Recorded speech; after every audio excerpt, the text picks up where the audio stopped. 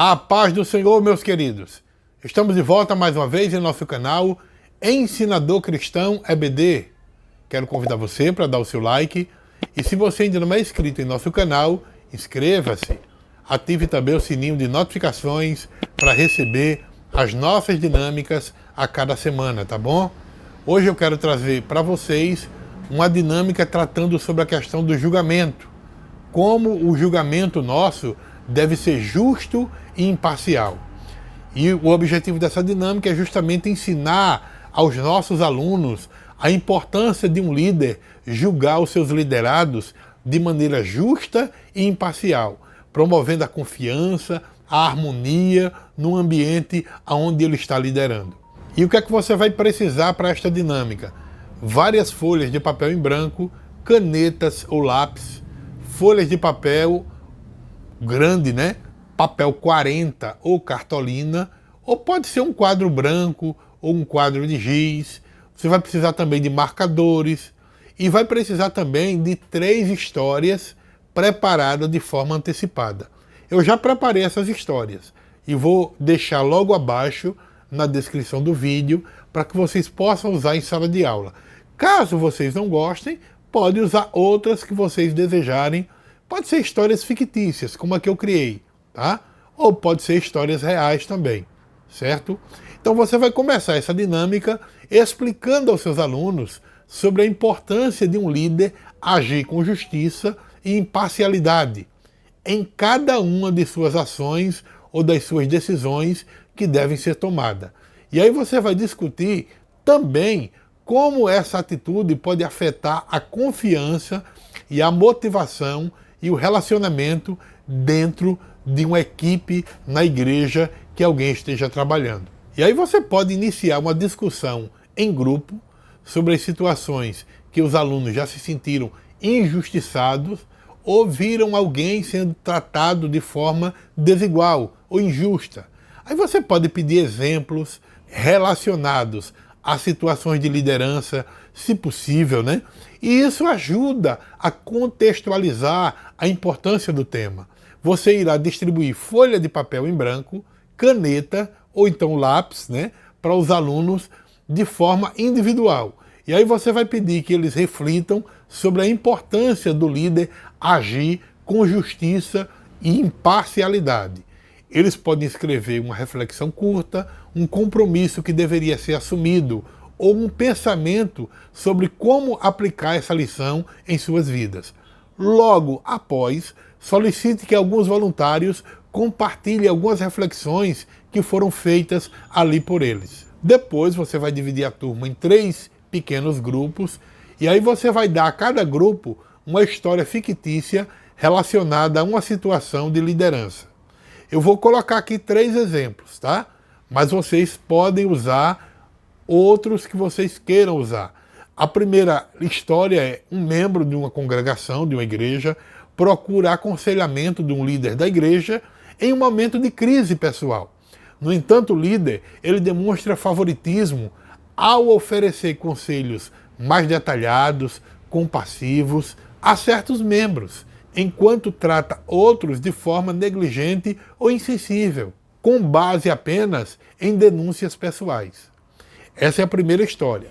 A segunda história é: um líder da igreja está escolhendo membros para uma posição de liderança. E essa posição é, até certo ponto, uma posição alta dentro da congregação. Mas embora haja diversos membros capacitados, no entanto, o líder ele escolhe apenas aqueles que são seus amigos, amigos pessoais, ou que são subservientes a ele. Terceira história: o líder convoca um conselho pastoral para tomar decisões importantes sobre o futuro da igreja. No entanto, ele evita incluir membros que têm opiniões diferentes das suas, formando assim um conselho desequilibrado e incapaz de tomar decisões justas e imparciais. Então o que é que você vai fazer diante dessas histórias? Cada grupo vai ficar com uma história, tá? E aí você vai pedir que esses grupos eles discutam sobre a história que eles leram e escrevam um breve texto abordando aquilo que o grupo avaliou diante da situação e destaque a importância da imparcialidade e da justiça. Se houve ali alguma imparcialidade, alguma justiça ou injustiça, faça uma avaliação completa. Peça que eles avaliem se o líder agiu de maneira justa, de maneira imparcial, se ele poderia ter feito algo de forma diferente. Tudo isso é bom eles colocarem no papel. Depois eles vão compartilhar tudo aquilo que foi escrito. Cada grupo compartilha aquilo que eles escreveram. E você, como professor, vai escrevendo num quadro grande ou num papel branco grande o resumo dos principais pontos que foram discutidos durante a dinâmica. Aí você vai destacar as ideias chaves sobre a importância do julgamento justo, de um julgamento imparcial, de um líder. Conclua reforçando que esses princípios eles podem criar um ambiente cristão saudável e confortável. Peça aos alunos que compartilhem brevemente o que eles aprenderam com a dinâmica e como eles planejam aplicar esse conhecimento em situações futuras de liderança ou de colaboração. No final, explique que, como líderes dentro da casa do Senhor, nós somos chamados a guiar, a pastorear, a cuidar daqueles que Deus confiou aos nossos cuidados. No entanto, essa responsabilidade ela não deve ser tomada de ânimo leve. A Bíblia nos ensina a julgar com justiça, sem preconceitos, sem favoritismo. Em Provérbios, por exemplo, capítulo 31, versículo 9, nós somos exortados a julgar com justiça os necessitados e os pobres da terra. Isso nos recorda que o julgamento não é apenas sobre tomar decisões, mas também sobre agir com compaixão, com misericórdia. O nosso julgamento deve ser moldado pelo amor de Deus, que vê cada pessoa, cada indivíduo, como sua criação preciosa, independentemente da sua posição social, da sua influência, tá?